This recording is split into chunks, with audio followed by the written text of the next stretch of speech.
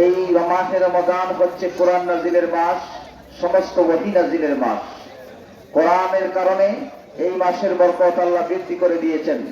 আল্লাহ রাসূল বলেছেন, ওহুয়া শাহরুল আযীম, শাহরুল মুবারক, একটি বরকতওয়ালা মাস, যেই মাসে একটি নফল ইবাদত করলে ফরজের সমান সওয়াব দেওয়া হয়। সুবহানাল্লাহ বলেন।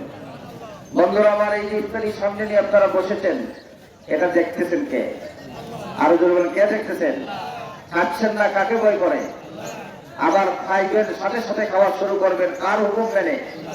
যে আল্লাহর হুকুম মেনে রোজা রাখলেন, সেই আল্লাহর হুকুম মেনে আমাদের চুরি করলে চুরির আইন আল্লাহ কোরআনে দিয়েছেন কিনা? সময় হওয়া দরকার আছে কিনা নাই?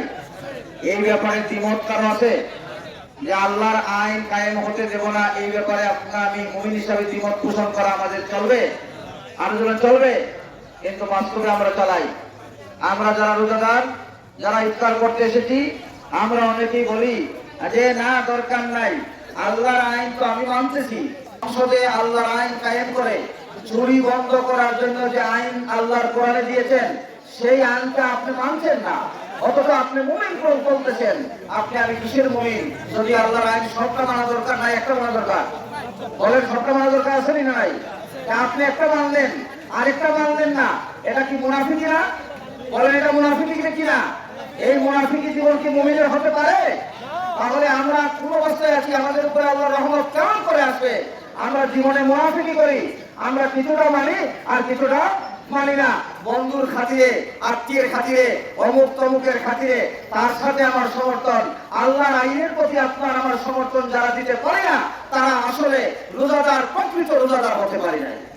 বন্ধুরা আমার, আল্লাহ রাসূলের জন্য বলেছেন, মান সামা রমাদানা ঈমানান ওয়া ইহতিসাবা গুফিরা লাহু মা তাকাদ্দামা মিন যামবিহি। যারা রমজান শরীফে ঈমানের সাথে আর ইহতিসাব করে রোজা রাখে, তাদের জীবনের সব গুনাহ আল্লাহ মাফ করেছেন। বলেন সুবহানাল্লাহ। শর্ত কিন্তু দুইটা। শর্ত কয়টা? দুই শর্ত।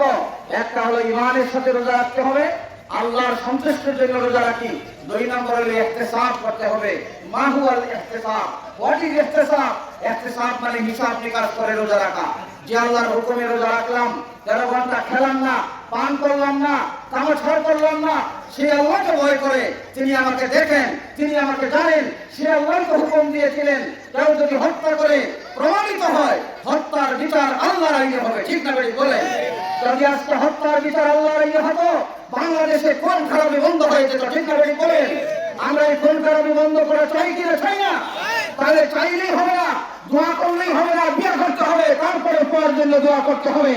আজকে বাংলাদেশে 16 কোটি মুসলমান, 11 কোটির মধ্যে 16 কোটি মুসলমান যদি ঐক্যবদ্ধ হতাম, আল্লাহর আইন সংসদে কায়েম হতো। ঠিক কিনা বেশি বলেন?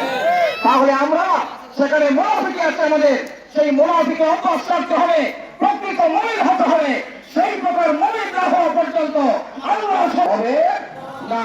বন্ধুরা আমার, সেই রক্ত আহ্বান আকল মঞ্চের ইশারাই কাফি হয়। অল্প কথায় আপনাদের সামনে যে কথাগুলো বললাম, আসুন আগামী দিনে ওলামায়ে কেরামের নেতৃত্বে আল্লাহর কোরআন, যেই কোরআন নাযিল হয়েছে মাহে রমজানে, সেই কোরআনের আইন বাস্তবায়ন করি। রাজি আছেন সবাই? আপনারা নাচছেন?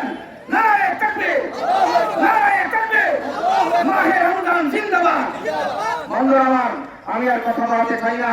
আল্লাহ রাব্বুল আলামিন আমাদের সবাইকে কবুল করুন, আমাদের সিয়াম সাধনাকে কবুল করুন, লাইলাতুল কদর পাওয়ার তৌফিক দান করুন, ইতিকাফে বসার সুযোগ দান করুন, মাহে রমজানের মাধ্যমে জীবনের গুনাহ মাফ করার তৌফিক দান করুন। সবাই বলেন আমিন।